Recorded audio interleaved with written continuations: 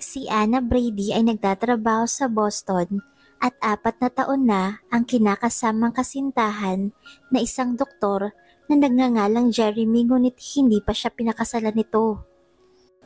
Matapos tingnan ng isang apartment na nagugustuhang kunin ng dalawa, inanyayahan siya ni Jeremy sa isang espesyal na hapunan bago siya umalis ng bansa papunta sa Dublin, Ireland para sa isang medical convention na gaganapin doon. Umayaw si Anna dahil ayaw nito ang mga sorpresa ngunit sinigurado ng binata sa kanya na magugustuhan niya ito. Habang nagsusukat ang babae ng kanyang isusuot sa kanilang dinner date ng kasintahan, dumating ang kaibigan nitong nagbabalita sa kanya na nakita niya si Jeremy na lumabas galing sa isang sikat na jewelry shop. Dahil dito, nag-assume at iminungkahi ng kaibigan ni Anna na siguradong magpo-propose na sa kanyang doktor bago umalis ng bansa. Sa gabi nasa bar si Anna at inaantay ang tatay nito. Nilapitan siya ng isang lalaki at nakipagkilala sa kanya at nagpropose ng kasal sa kalasingan, ngunit mabait itong tinanggihan ng dalaga sa pagsasabing malapit na siyang ma-engage. Sa sandaling nabanggit ito, dumating ang ama ni Anna at natutuwa sa narinig galing sa dalaga. Sa wakas ay ikakasal ng anak kaya gusto niyang mag-celebrate. Naitanong ng matanda kung saan si Jeremy ngayon. Sinabi ni Anna na nag-iempake ito dahil dadalo sa isang medical convention sa Dublin, Ireland. Nang marinig ang binanggit na Ireland, iminungkahi ng ama na dapat itong sundan si Jeremy doon sa pagkatapos ng linggo. Ipinahayag ng ama na may lumang tradisyon ng Ireland na maaaring mag-propose ang isang babae ng kasal sa lalaki sa leap day of February 29 at isang araw lang sa loob ng 4 na taon mangyayari ang ganito. Ngunit hindi naniniwala si Anna sa tradisyong ito at iniisip na isa lamang itong alamat at gusto niyang mananatili ang nakasanayang tradisyon na ang lalaki dapat ang mag-propose sa babae. Binanggit ito sa anak na ganito ang ginawa ng kanyang lola at lolo noon, ngunit si Anna ay nananatiling ayaw sa ganitong idea at hindi sinabi sa ama na magpo-propose si Jeremy sa kanya sa parehong gabi. Umalis si Anna at tumuloy sa kanilang date ni Jeremy dahil nasasabik ito sa inakalang gagawing panukala ni Jeremy na kasal sa kanya. Sabik na sabik ang dalaga nang makita ang binata na may inilabas na maliit na kahon galing sa kanyang bulsa at ibinigay sa kanya. Nang binuksan ito ni Anna, sa kanyang pagkadismaya ay hindi singsing ang laman ng maliit na kahon kundi mga hikaw lamang ito. Pinilit itinago ni Anna ang kanyang pagkadismaya sa harapan ng lalaki at nagkunwari na lamang itong natutuwa sa regalo. Hindi pa sila nakakain, umalis na si Jeremy dahil tinawagan ito upang pumasok sa trabaho at nagpaalam na ito kay Anna na didiretso na siya sa airport papunta sa Dublin, Ireland at iniwanan si Anna na malungkot sa restaurant na mag-isa. Pag-uwi sa apartment, mag-isa na lang ang dalaga na naramdaman pa din ng lungkot sa kanyang puso kaya gumawa ito ng pananaliksik sa internet tungkol sa alamat at balak nito na siya na lang ang mag-propose sa lalaki ng kasal dahil hindi na niya kayang mag-antay pa. Dahil dito, nag-impake ang dalaga at nagpa siyang puntahan si Jeremy sa Dublin upang siya na lang ang gagawa ng proposal sa lalaki para sa kanilang kasal. Habang nasa eroplano, ipinagmalaki ni Anna sa katabing matandang pare ang gagawin niyang pagpopropose sa kanyang boyfriend sa Dublin ngayong darating na leap day. Ngunit naalibadbara ng matandang pare sa kanya at tinulugan ang dalagang patuloy nagsasalita mag-isa. Sumabay kay Anna ang kamalasan at naantala ang biyahe nila dahil sa malakas na bagyo at dahil dito, napilitan ng piloto na lumapag sa ibang airport dahil sarado ng airport ng Dublin dahil sa bagyo. Sa airport, desperado na si Anna na marating ang Dublin. Bago mag-leap day kaya sinubukan nitong makahanap ng eroplanong masasakyan papunta sa Dublin. Nalaman nito na kinabukasan pa magkakaroon ng flight papunta sa Dublin ngunit pinilit ito ng dalaga sa mga ground steward. Kahit iritado na ang dalawang babae, magalang pa din itong sinabi sa kasama na tawagan ng Dublin International Airport at utusan na pabuksan ng runway agad-agad para lamang sa babaeng nasa harapan nila at pagkatapos sabay na nagbigay ng ngiting aso sa dalaga. Naiirita si Anna kaya umalis ito at pumunta sa daungan ng ferries sa pag-asang makakasakay siya upang makatawid agad ng Irish papunta sa Dublin ngunit cancel din lahat ng mga ferry. Sa kanyang pagsisikap may natagpuan itong isang bangka ng mangingisda kaya binayaran niya ito at pumayag na ihatid siya patawid sa dagat ng Irish kahit malakas pa ang alon. Dahil dito, hindi sila pwedeng pumunta sa bayan ng Cork na malapit sa Dublin. Sa halip, ibinaba siya sa dingle at iniwanan sa baybayin na nakabaon ng mga takong sa buhanginan. Naglakad ang dalaga at nang dumating sa isang maliit na bayan, nakita at pumasok ito sa isang bar. Sa loob, nakilala niyang isang bartender at may-ari ng malungkot na bar na si Declan at nagtanong ang dalaga kung meron ba siyang masasakyan na taxi o bus papunta sa Dublin. Sa kasamaang palad walang taxi na pumupunta sa Dublin at sinabi ni Declan na delikado ang mga tao doon at kahit babayaran siya ng babae ng €500 ay hindi pa din siya nito ihahatid. Dahil magdidilim na, nagpa siya si Anna na maghanap na lang ng masasakyan kinabukasan at mananatili muna siya sa gabi sa itaas ng bar na isa ring paupahang silid ni Declan. Dahil naubusan ng baterya ang cellphone, naghanap ito ng saksakan at nang matagpuan yun sa ilalim ng kama, pinilit niyang abutin na nagresulta sa pagbuo ng mga gamit sa loob ng kwarto, ngunit walang pakialam ang dalaga. Ang matindi pa ay nang isaksak na niya kanyang cellphone, biglang nag-short circuit dahilan ng pagkamatay ng kuryente ng buong bayan. Natagpuan ni Anna ang isang lumang larawan ni Declan kasamang isa pang babae at lalaki. Nang dumating si Declan dalang pagkain ni Anna, inagaw niya ang larawang hawak-hawak ni Anna at nagalit dahil sa ginawa niya sa kuryente.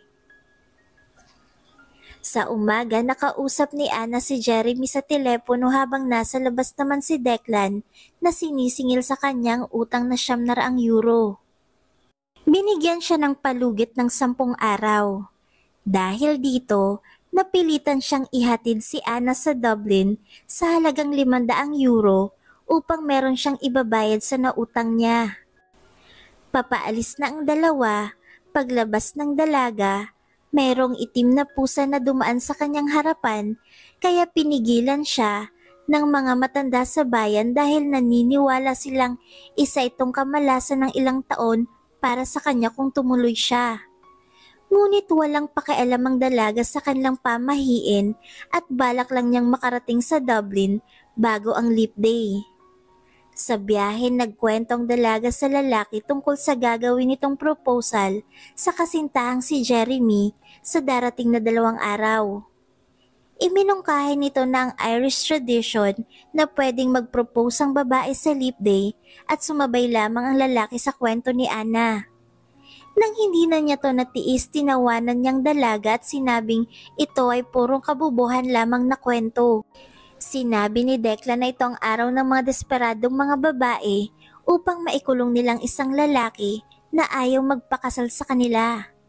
Pinayuhan niya si Anna na dapat kilalanin niyang lalaki dahil kung gusto ng isang lalaki na magpakasal sa babae ay dapat ginawa niya na ito at hindi na mag-aantay pa. Dahil sa sinabi ni Declan, nagalit si Anna sa lalaki at inagaw niyang pagkain ito at itinapon sa labas ng sasakyan. Iniinis nilang bawat isa hanggang sa tinapon din ni Anna ang paboritong cassette tape ni Declan at dahil dito, inihinto ng binata ang sasakyan na umaakyat sa burol upang kunin ang paborito nitong tape na itinapon ni Ana habang patuloy na nagtatalo ang dalawa. Ngunit sa kanilang pagkagulat nang bumalik sa sasakyan, ay naharangan na sila ng mga baka at hindi makakadaan ng sasakyan. Dahil nagmamadali si Ana, sinikap niyang mapaalis sa mga baka sa daanan nila at sa kabila nito, hindi siya tinulungan ni Declan dahil handa ang lalaki na mag-antay na umalis sa mga ito habang nanunuya sa babae at nakaupong kumakain. Sa huli na paalis ni Ana ang mga baka. Dahil dito, masaya siyang ipinagmalaki ang ginawa niya sa lalaki at dahil dito hindi niya napansin na naapakan niya ang tae na iniwan ng mga baka, samantalang pinagtatawanan siya ni Declan. Sumandal si Ana sa sasakyan upang linisin ang sapatos nitong may tae ng baka, ngunit biglang tumakbo pa atras ang kotse kaya nagkandara pa ang dalawa na habulin ito. Mabilis ang pag-atras ng sasakyan pababa ng burol, kaya nahihirapan na silang habulin ito hanggang sa nahulog sa may putik at tubigan. Samantala ang dalawa ay walang tigil sa pagtatalo at sinisi ang bawat isa. Dahil hindi na nila ito maiaahon sa putikan, kinuha na lang ni Ana ang kanyang maleta na galit at ayaw papigil sa lalaki. Tahimik na sumusunod si Declan sa kanya habang naglalakad ng ilang oras hanggang sa nadaanan sila ng isang sasakyan. Tinulungan siya ng tagamaneho para maisakay ang kanyang maleta sa sasakyan, ngunit habang nanunuya si Ana kay Declan na balak na nitong iwanan, biglang nagpatakbo ang sasakyan at iniwanan ng babae. Nabigla si Ana sa nangyari at hindi na makapagsalita. Samantalang si Declan ay kalmadong naglalakad pasulong habang sumisipol na parang walang nangyari. Nauna nang maglakad si Declan at sa layo ng nilakad ng dalawa, sa wakas, naabutan ni Ana ang lalaki sa isang bukas na bar. Galit pa din ang babae sa kanya at balak nang tumawag ng taxi para ihatid siya sa Dublin. Habang nag-aantay siya sa telepono, nakita niyang mga lalaking kumuha sa kanyang suitcase habang pinaglalaroan ng mga ito ang kanyang panloob na damit. Sinugod niyang mga ito sa buong tapang ngunit sa huli ay natakot ang babae at sa kabutihang palad, pumasok si Declan at nakipag-away sa mga ito. Napabilib ang babae sa tapang ni Declan, ngunit pinalaya sila kaagad ng may-ari ng bar. Dumating sila sa isang train station at nalamang may papaalis sa ilang oras at kailangan lamang nila itong antayin. Umupo sila sa labas ng train station na nakaharap sa isang lumang kastilyo at dahil mahigit kumulang pa sa 3 oras bago ang pag-alis ng tren, balak ni Declan na umakyat sa lumang kastilyo ngunit tumanggi ang babae na sumama. Umalis ang lalaki kaya balak ni Ana na laruin muna ang katabing aso upang pampalipas oras ngunit masungit ito sa kanya kaya hinabol niya si Declan na paakyat na sa itaas ng burol. Sa pagkakataong ito ay nag-uusap na sila ng maayos at kinilala ang bawat isa habang paakyat. Pagdating nila sa kastilyo, ibinahagi ni Declan sa kanya ang love story ng nakaraang naninirahan doon na isang prinsesa na pinilit maikasal sa isang matandang lalaki ngunit na in love ang prinsesa sa mas batang lalaki. Pagkatapos umakyat ang dalawa sa itaas ng tore at namangha si Ana sa magandang tanawin na nakikita sa ibaba ng tore habang ipinagpatuloy ni Declan ang kwento. Ilang saglit lang, narinig nilang maagang pagdating ng tren at sa kasamaang palad ay bigla ding bumuhos ang malakas na ulan at dahil dito, nahihirapan silang bumaba na nagmamadali. Gustong maabutan ni Ana ang tren at dahil dito gumulong pa siya pababa sa burol habang napuno ang kanyang katawan ng putik. Nang dumating sila sa train station ay kaalis lang din ng tren at hindi na mapigilan ng dalaga ang pag-iyak sa lungkot at pagkadismaya na kasama niya ang malas sa paglalakbay. Dahil dito, naawa ang matandang tagabenta ng tiket sa dalagang umiiyak, kaya dinala niya ang dalawa sa kanilang tahanan na isang B&B upang doon muna tumuloy sa gabi. Pagdating doon, sinalubong sila ng balita ng asawa ng matanda na sinabing maswerte ang dalawa dahil kalahating oras lang may backpackers na dumaan at balak kumuha ng kwarto, ngunit hindi niya to binigay sa kanila dahil inamin ng dalawang backpackers na hindi sila kasal at ayaw niya ng ganito. Nang marinig ito, napagtanto ng dalawa na kailangan nilang magpanggap na mag-asawa upang makapagpahinga sa gabi.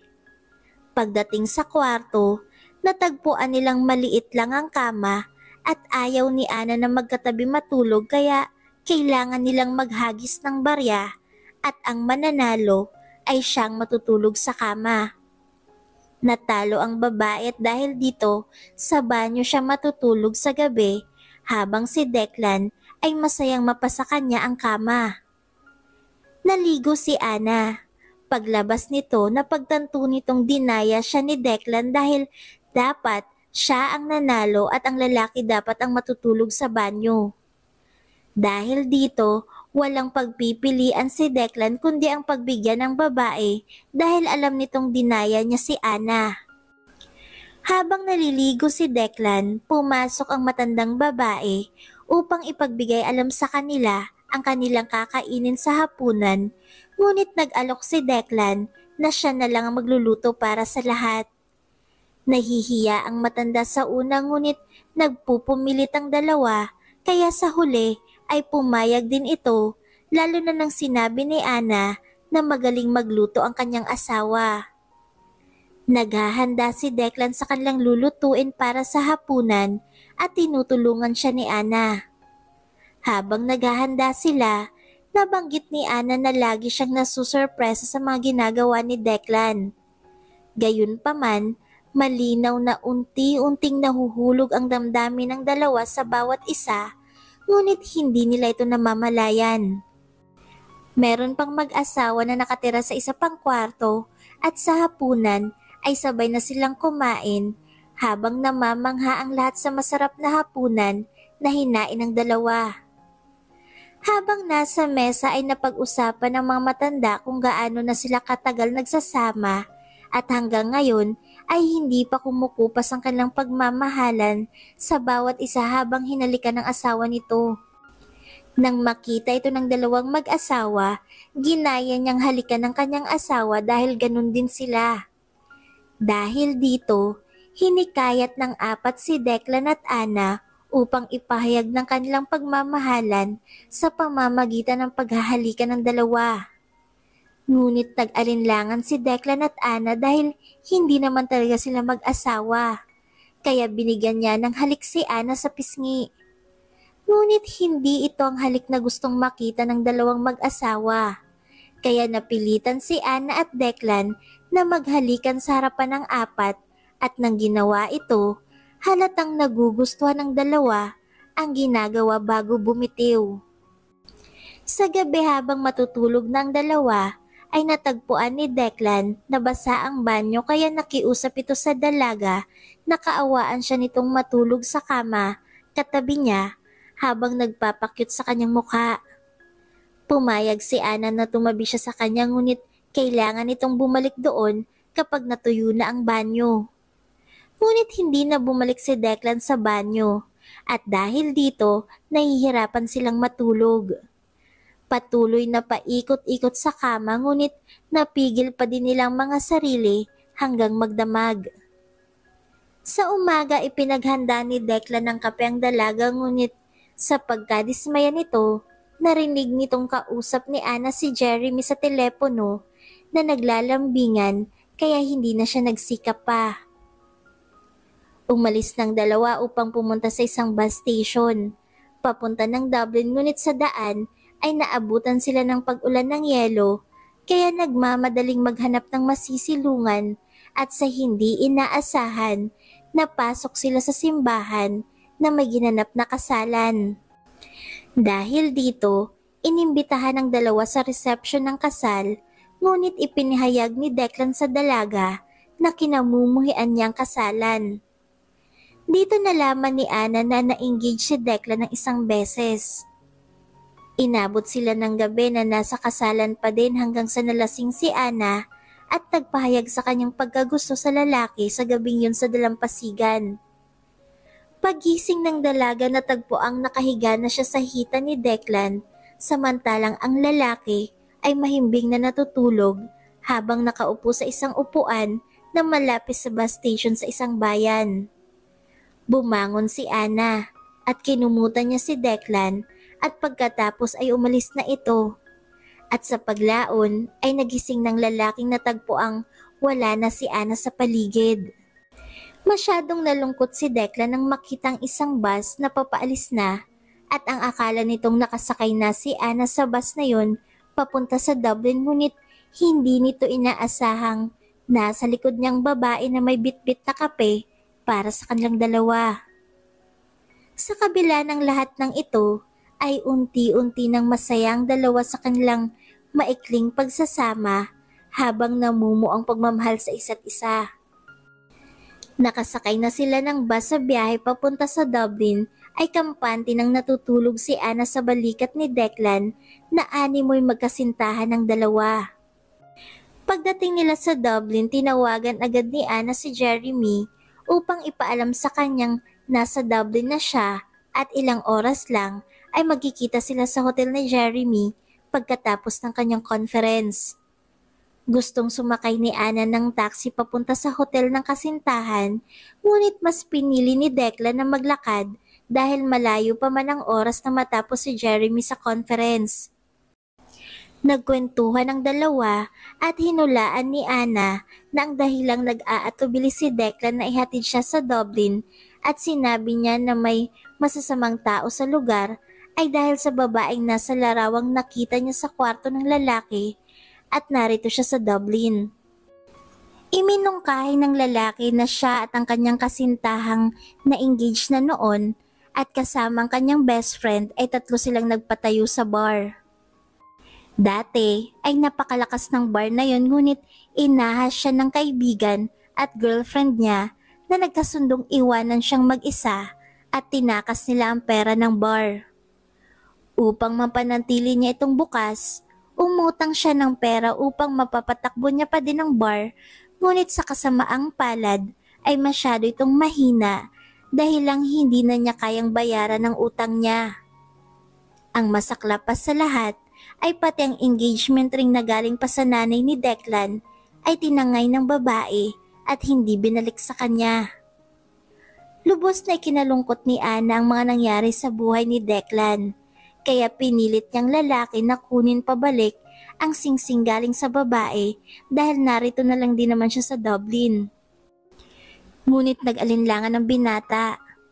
Dumating sila sa hotel at sa lobby, nakakuha na si Ana ng pambayad niya sa serbisyo ni Declan galing sa ATM at oras na upang maghiwalay ang dalawa. Sa pagkabigla ng babae ay tumanggi si Declan na tanggapin ang ibinayad ni Ana kahit ipinagpilitan pa ito ng babae sa kanya. Ang gusto lang nitong makuha ay ang barya na ginamit nila sa pag-aagawan ng kama doon sa B&B ng matanda. Ibinigay ito ni Ana at pagkatapos tumalikod na si Declan upang umalis, ngunit ilang hakbang lang ay hindi na niya kayang humakbang ng isa pa at ganun din si Ana dahil napamahal na sila sa isa't isa. Bumalik si Declan at ganun din si Ana upang ipahayag ang kanilang damdamin sa isa't isa, ngunit biglang dumating si Jeremy. Napahinto ang dalawa at hindi nasabi ang gusto nilang sabihin. At nang lumapit si Jeremy, nilambing niya si Ana sa harapan ni Declan, kaya nasasaktan ng lalaki sa kanyang nasaksihan.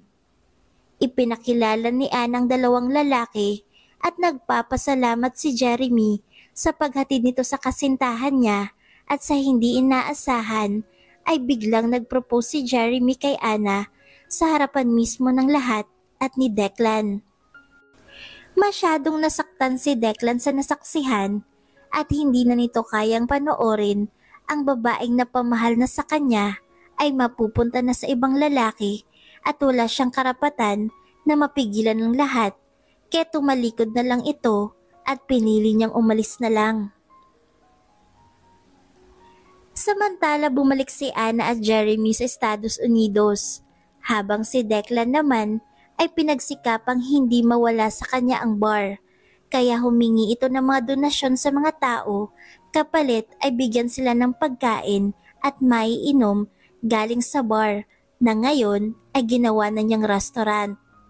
Tumulong sa kanyang mga kaibigan nito upang puna ng kulang na pera.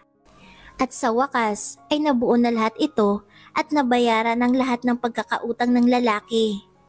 Samantala nakuha ni Jeremy ang gusto nitong marangyang apartment, kaya nagdaos ito ng isang piging at inanyayahan nilang mga kaibigan upang magkaroon ng kaunting kasiyahan. Ngunit nalaman ni Ana galing kay Jeremy na ito ang dahilang nag-propose ito sa kanya sa Dublin upang makuha nilang marangyang apartment na yun dahil ipinagbawal itong ibigay sa bachelors. Malaki ang pagkadismaya ng dalaga nang malaman na nag-propose si Jeremy sa kanya upang makuha ang apartment at hindi talaga dahil gusto itong magpakasal sa kanya. Nasaktan si Ana sa balitang ito at halos hindi siya makapaniwalang mali ang lalaki na napili niya, ngunit sumabay pa din siya at hindi gumawa ng iskandalo. Ang kasunod na tagpo sa kabilang dako ng mundo sa Dingle Island ay abala si Declan sa kanyang bagong bar at kainan na ngayon ay napakarami ng customer. Dumating si Ana sa bar habang si Declan ay halos hindi makapaniwalang naroon ang babaeng minahal niya, ngunit nananatili itong kalmado at hindi nagpakita ng senyales sa pagkagulat. Ipinahayag ng babae na wala na sila ni Jeremy at sinabi ang kanyang proposal sa lalaki, ngunit ngumiti lamang si Declan at pumasok sa loob. Ang mga customer na kumakain habang nanonood sa kanilang dalawa ay nagtaka din sa reaksyon ni Declan at matagal ito sa loob. Napahiya si Ana at iniisip na wala talaga siyang swerte pagdating sa lalaki, at dahil dito, lumabas ang dalaga at pumunta sa gilid ng bangin habang malungkot na pinapanood ang paglubog ng araw. Ilang sandali ay dumating si Declan at naitanong sa babae kung bakit ito umalis sa bar. Iminungkahi ni Ana na umalis siya dahil tinanggihan nito ang kanyang proposal, ngunit ipinaliwanag ni Declan na mali ang pagkaintindi ni Ana dahil umalis siya upang kunin ang singsing sa loob.